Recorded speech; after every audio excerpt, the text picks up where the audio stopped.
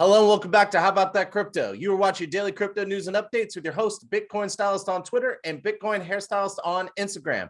I'm here Monday through Friday and I explain crypto and Web3 while keeping you up to date on all the latest. Today's news stories are, actually it's one news story. Goldman Sachs leads Wall Street banks and makes their first over-the-counter crypto options trade. This is huge, so huge in fact, that I decided to dedicate the entire episode to it. I'm going to explain a lot of stuff here, so let's dive in. But first, if you like the content or you don't like the content, please let me know by leaving a comment below. Please, if you're listening on podcast, please give me 5 stars and follow me. If you're watching on YouTube, please smash the subscribe button, ring the bell. It helps support the channel and it doesn't cost you anything.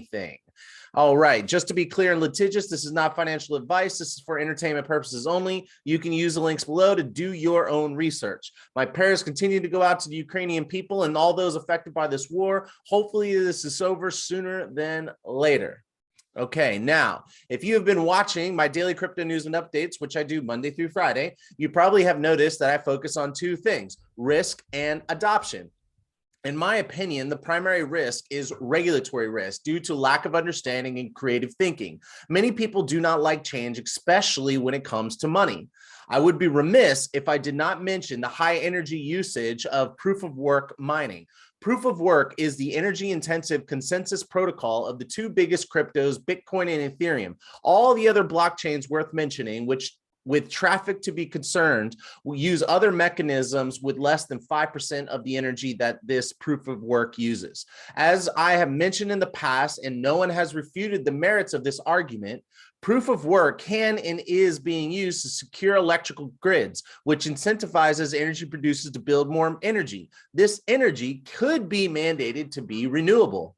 This would increase the amount of green energy the USA and the rest of the world has. Also, this proof of work can also be used to bootstrap green energy production in places with lots of sun and wind, but no transmission lines. If you do not know, if you did not know, the biggest challenge in the USA when it comes to building a green energy sector is that we do not have the infrastructure, primarily the transmission lines to move the energy from where it is abundant, like the desert and the Great Plains, to where the energy uses are the highest, like the coasts and other major cities.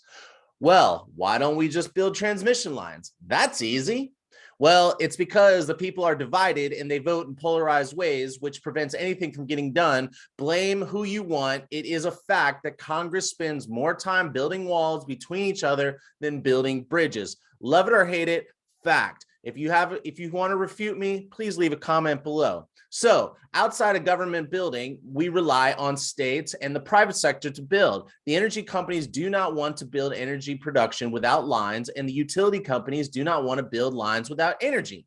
Enter proof of work mining. We can literally build our green energy sector with Bitcoin or proof of work mining, but Bitcoin is going to be the only one because Ethereum is upgrading to change their consensus protocol.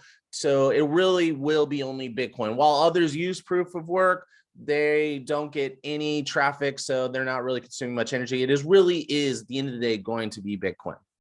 Now, does anybody have a better idea?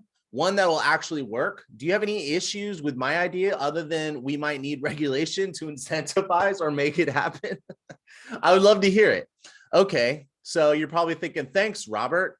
Heard this before because I listened to your channel. Well, if you haven't, now you know and you understand how proof of work mining, if you thought creatively and didn't just go around banning things you didn't like, that it could actually be used to give you what you want, those people that do not like that it consumes so much energy. But the unfortunate reality is we probably will need regulation because it's unlikely the private sector is going to do anything other than chase low energy costs. So anyway, if you have a better idea, you want to refute the merits, you want to challenge this, please leave a comment below. But until someone has, and I argue on Twitter about this stuff, no one has come up with a better idea or even refuted the merits of this. So anyway, leave a comment below, and I'm going to get on with today's news. Sorry. Okay, well, on the subject of adoption, Goldman Sachs is getting into crypto. According to Wikipedia, Goldman Sachs is the second largest investment bank in the world by revenue and the 59th largest US corporation by revenue. It is one of those too big to fail companies. Well, they are lacking, along with their fellow investment buddies on Wall Street, when it comes to crypto exposure, and that is because of regulation. Aha! So I just came full circle on adoption and risk. Now I'm ready to show you some things. And if you're listening on podcast, you can use the link below to see what I'm showing, but you could also just kind of listen along. All right. So I have this video from Bloomberg titled Novogratz helps Goldman execute over-the-counter crypto options trade. The link is below if you want to read the whole thing, but I just want to play a clip for you.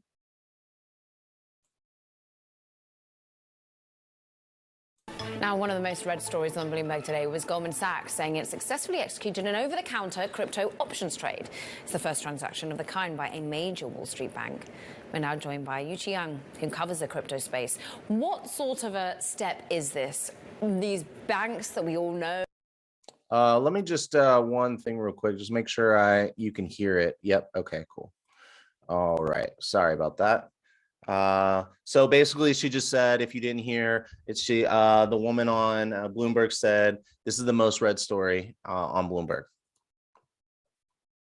That we've all seen, been trading options in the more, areas that we know and love, getting into the space that is currently dominated by the crypto exchanges. Yes. So Goldman Sachs announced that they did their first ever over-the-counter crypto option trade with Galaxy Digital, which is a crypto-native financial services firm founded actually by a former Goldman partner, Michael Novogratz.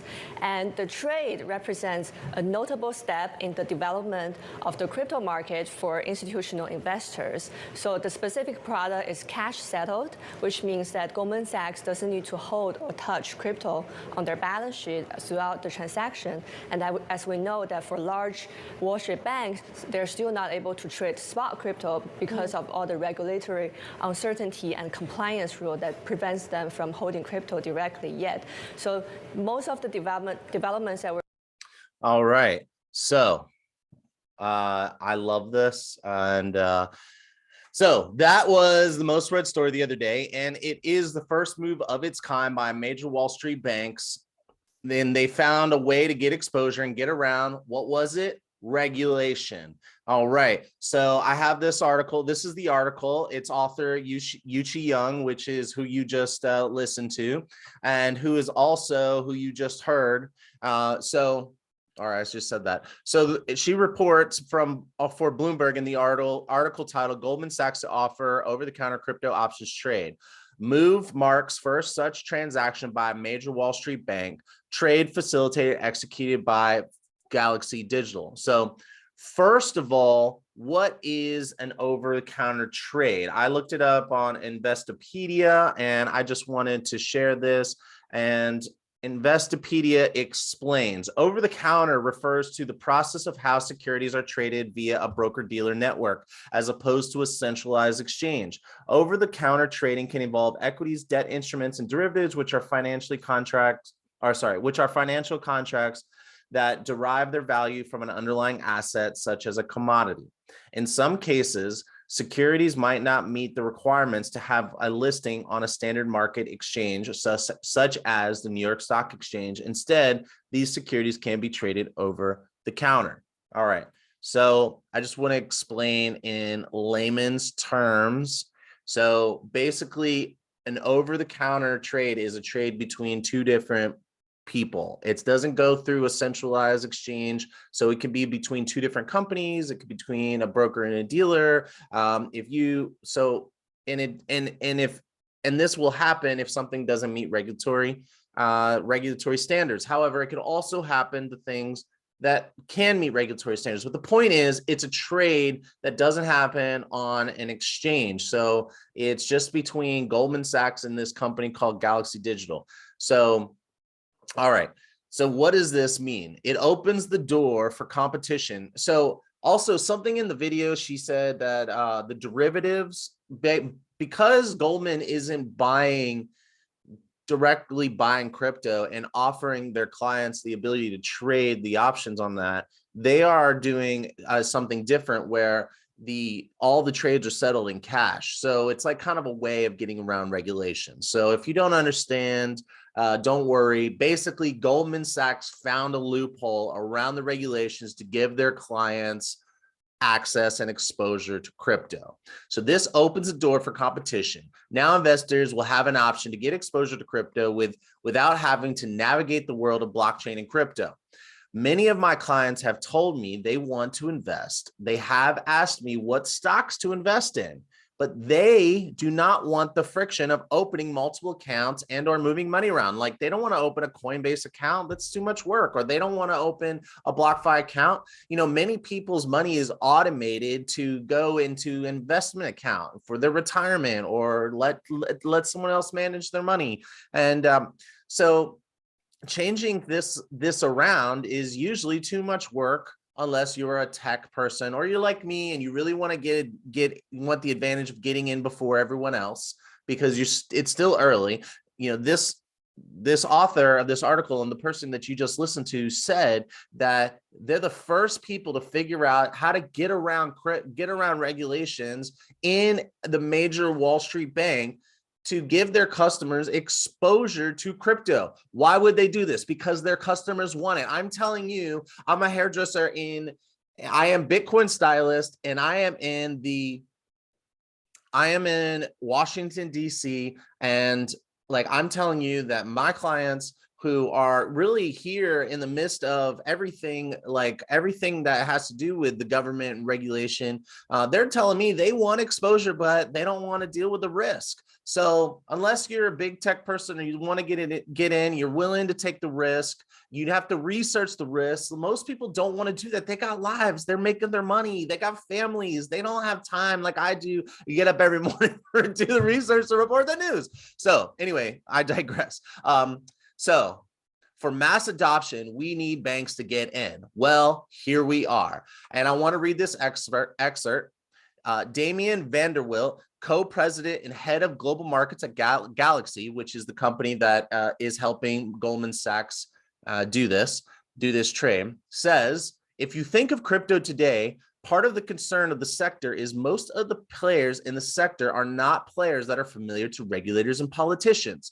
What helps is for regulators and government to see that firms like Goldman that they know and trust for decades are also going to be participants. I think this makes a lot of sense. While the crypto market and I sometimes hate on big banks, this point made about regulators and politicians better understanding, and let's face it, write better rules because of, campaign donations. Yes. But also, the point is that these regulators or politicians are humans looking to understand something new.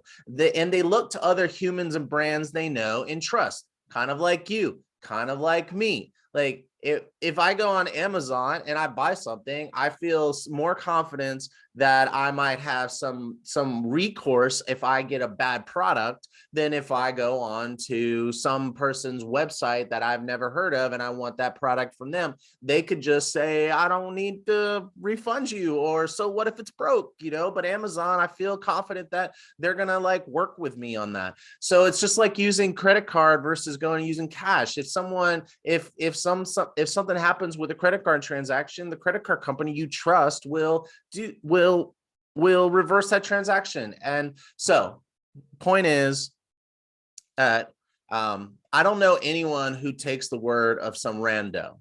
This point also explains why so many people refer to crypto people as snake oil salesmen. They just don't have a connection. Massive story. This is super massive. I'm telling you. Do you understand why this is such a big deal? You could be like, no, man, I don't understand why you think this is such a big deal. Please let me know, because I would love to hear from you. And then I will definitely respond to you and I will dive deeper into explaining this. I just want to point out here that the two biggest things that I report on are adoption and risk. A big bank acknowledging the regulatory risk of getting into crypto by finding a way to get around the regulation but still give exposure to their customers who are asking for that exposure is massive for adoption. And it also highlights the risk, but it also, that very last point, whether you like it or not, politicians, regulators, they want to listen to who they consider an expert and who they trust to shoot them straight, because that's who they trust, whether you like it or not. And so they're like, hey, Goldman's getting in it. I can talk to Goldman.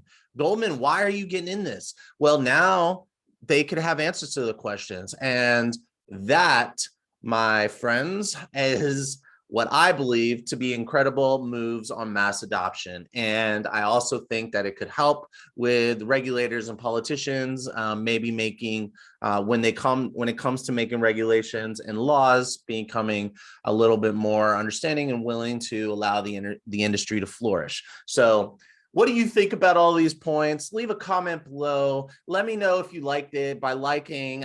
If you're listening on podcast, please give me 5 stars and or follow me. Please, if you're watching on YouTube, please smash that subscribe button, ring the bell. It helps support the channel. It doesn't cost you anything. And I will talk to you all tomorrow. All right, huddle on.